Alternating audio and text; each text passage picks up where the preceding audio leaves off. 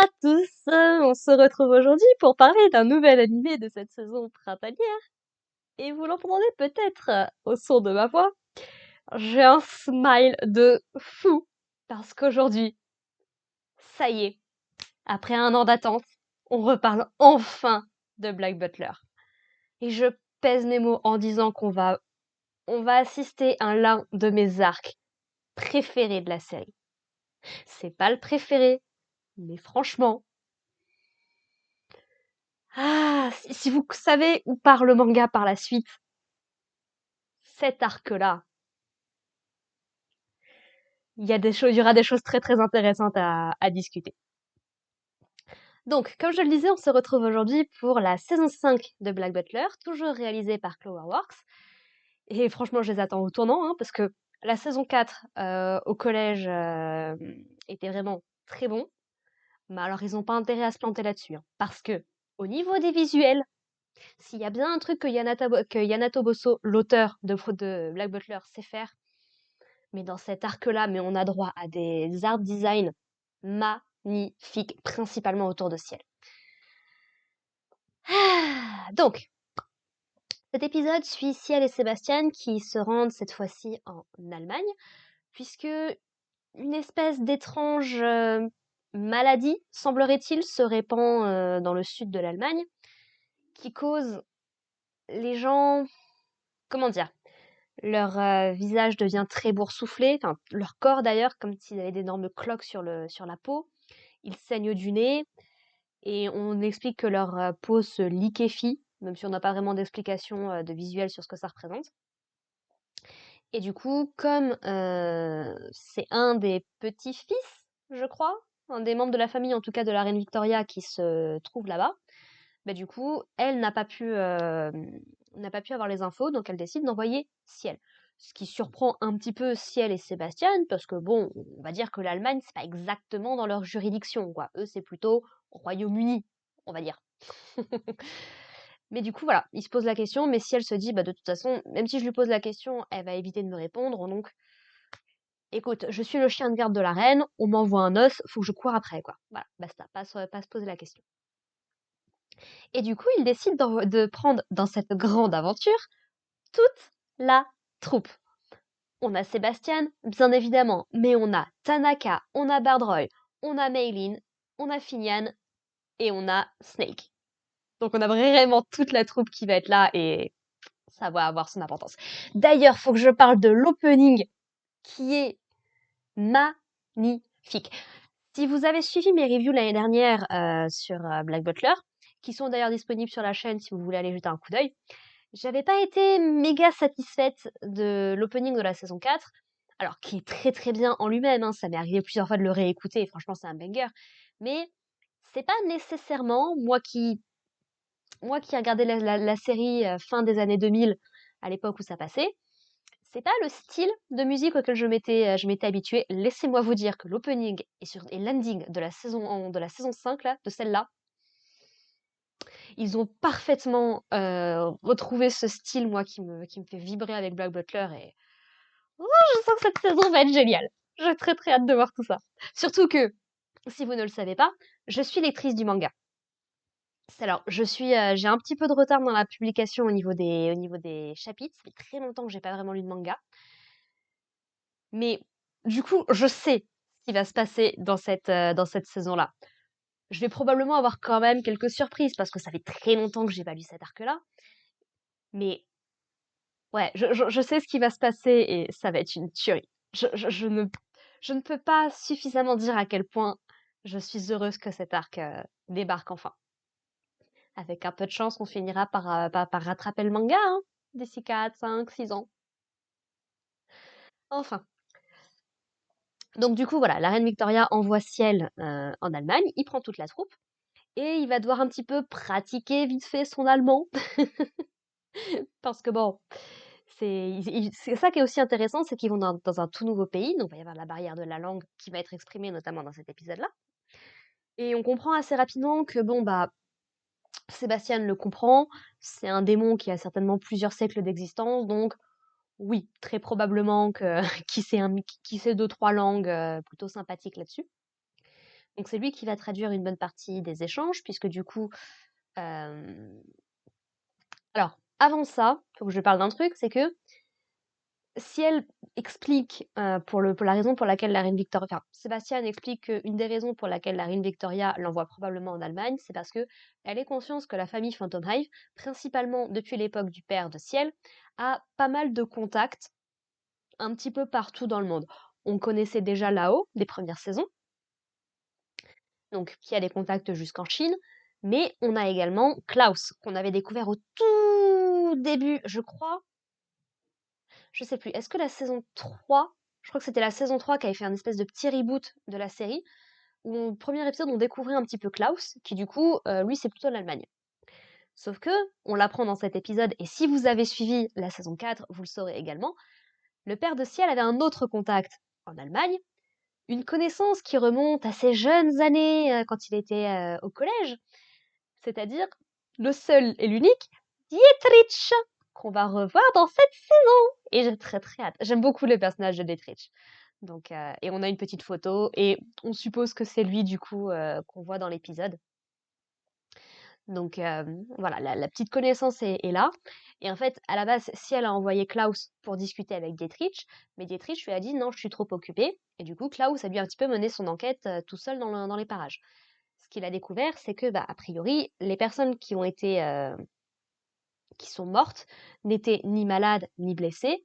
Leur seul point commun, c'était qu'ils s'étaient rendus dans la forêt des loups-garous, une zone taboue, maudite, où on raconte que des sorcières, lors de la traque, il y a très longtemps, je sais plus exactement dans quel siècle c'était, 14-15, quelque chose comme ça, je crois. Euh, des sorcières qui ont survécu se sont réfugiées dans une forêt et ont envoyé leurs loups-garous pour les protéger dans la forêt. Et depuis, voilà, c'est un lieu où les gens du coin ne vont absolument pas. Sauf que Klaus, il n'a pas pu vraiment en savoir davantage. Et du coup, quand Ciel débarque, ils interrogent un petit peu les locaux. Et donc, ils trouvent un gars qui leur dit même pour tout l'argent du monde, j'y fous pas les pieds, c'est mort. Et du coup, Ciel va, va décider d'acheter carrément la calèche pour pouvoir se rendre là avec le reste de la troupe. Une fois dans la forêt, bon bah, c'est assez sombre, c'est un petit peu un microclimat, j'ai l'impression, donc un peu comme en Île-de-France, nuages, grisaille, fin de lumière à 16 heures, on voit déjà plus rien, avec un espèce de petit brouillard, de petite brume qui part un petit peu dans la forêt. Et donc, ils vont finir par arriver jusqu'à un petit village, comme le mentionnent les histoires, où ils vont se faire attaquer, si on veut, par toute une troupe de femmes qui sont habillées un petit peu comme au Moyen Âge, qui ont des outils, qui font assez Moyen Âge également. Et bien évidemment qui parlent en allemand, sinon ce serait pas drôle. Et en fait, bah voilà, elle les considère comme des intrus, elles veulent pas qu'ils restent dans les parages. Si elle d'ailleurs remarque qu'effectivement il y a que des femmes, ça l'intrigue un petit peu. Mais on va avoir un homme qui va débarquer, qui s'appelle Wolfgang, quelque chose comme ça, Wolfram. Bref, le nom me reviendra au fur et à mesure de la série. Et qui du coup bah, leur dit, qu'il essaie de comprendre un petit peu ce qui se passe, et il se pointe avec une jeune fille qui a l'air d'avoir plutôt l'âge de Ciel, qui aujourd'hui a 13 ans. Et donc, et en fait, il la porte il la porte avec lui. Et en fait, c'est elle qui dirige un petit peu tout le coin. Euh, le nom me reviendra aussi, là, il m'échappe, c'est terrible, mais ça me reviendra. J'aime beaucoup le personnage également. Et du coup, bah voilà, ils décident à la base, ils veulent les renvoyer dans la forêt, même s'ils savent qu'il y a des loups-garous, ils se disent comment vous avez fait pour survivre et tout. Mais finalement, la jeune fille décide de leur dire bon bah écoute, vous allez rester avec nous puisque ça va devenir dangereux. Puis ça fait longtemps qu'on n'a pas eu de visiteurs. Et du coup, donc elle les invite dans son château. Et c'est comme ça que l'épisode s'arrête. J'avais le cœur serré pendant tout l'épisode de me dire ah c'est trop bien, cette série va être trop bien. En même temps, je redoutais la fin de l'épisode, j'étais tellement à fond dedans. Et voilà, ça se termine comme ça. Deux, trois détails à noter. L'épisode est presque parfait à un détail près. C'est que il y a un switch allemand-anglais qui est vraiment mal fichu. C'est-à-dire que tous les personnages, visiblement, parlent allemand. Ils n'ont pas vraiment l'air de parler anglais. Donc c'est Sébastien qui fait un petit peu toute la traduction et c'est confirmé par Ciel puisqu'il comprend pas la discussion de Sébastien avec le reste des gens, même dans le village. Sauf que à ce moment-là, on switch en anglais, enfin en japonais, mais en assumant que c'est de l'anglais. Sauf que c'est pas du tout rendu clair par la mise en scène. Donc ça m'a un petit peu perturbée sur le coup. Je me suis dit, bah tiens, soudainement ils parlent tous anglais, qu'est-ce qui se passe et tout. Mais non, non, ils parlent en allemand, c'est juste que la traduction nous est faite.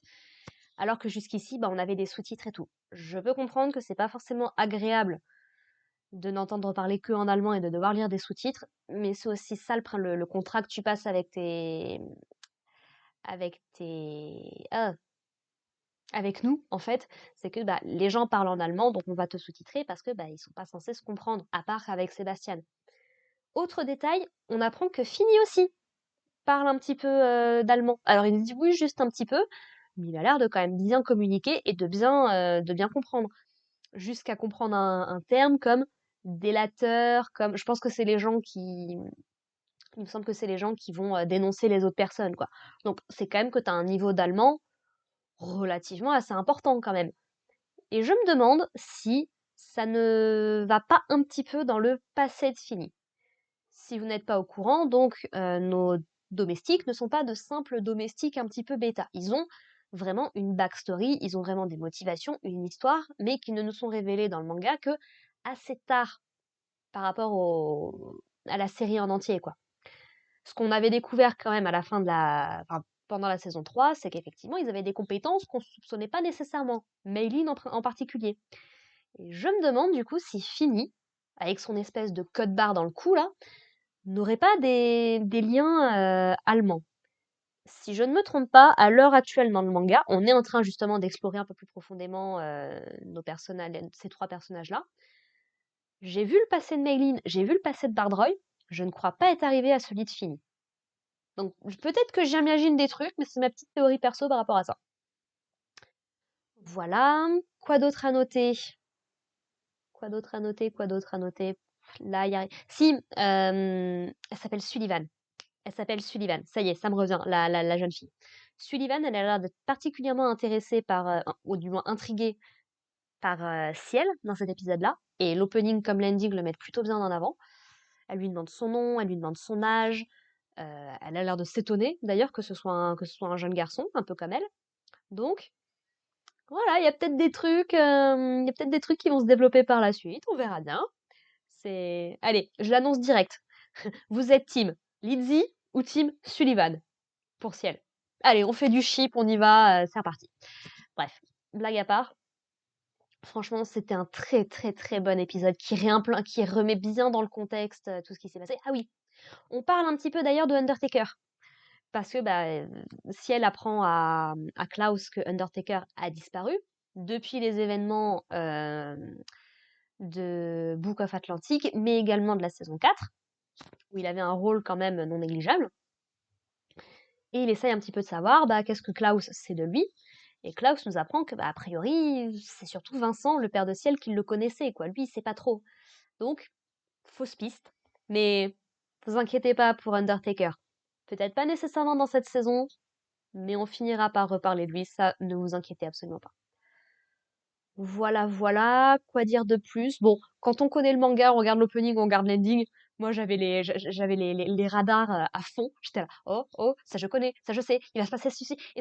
Bref, c'était, moi qui suis fan, c'était un pur bonheur et je n'ai qu'une envie, c'est, ouais, de voir ce que va donner le reste de la saison parce que, encore une fois, ça va être une tuerie. Voilà. Sur ce, bah écoutez, si vous avez eu cet épisode, n'hésitez pas à me dire ce que vous en pensez. Si vous connaissez le manga et que vous voulez en discuter, mettez une petite mention spoiler pour que si d'autres personnes lisent les commentaires mais ne sont pas à jour par rapport au manga, qu'elles ne soient pas spoil. Ce serait plutôt sympa pour les gens. Moi, ça me dérange pas. Ouais, sauf peut-être si c'est par rapport au manga. Il me semble que je me suis arrêtée à l'arc avec Finny et Snake. Si vous voyez un petit peu, vous saurez. Mais voilà, n'hésitez pas à me dire ce que vous en avez pensé. Encore une fois, n'hésitez pas à aller voir ma review de la saison 3, de la saison 4 si vous avez pu les manquer sur la chaîne. Il y a une playlist qui est dédiée, vous la trouverez assez facilement.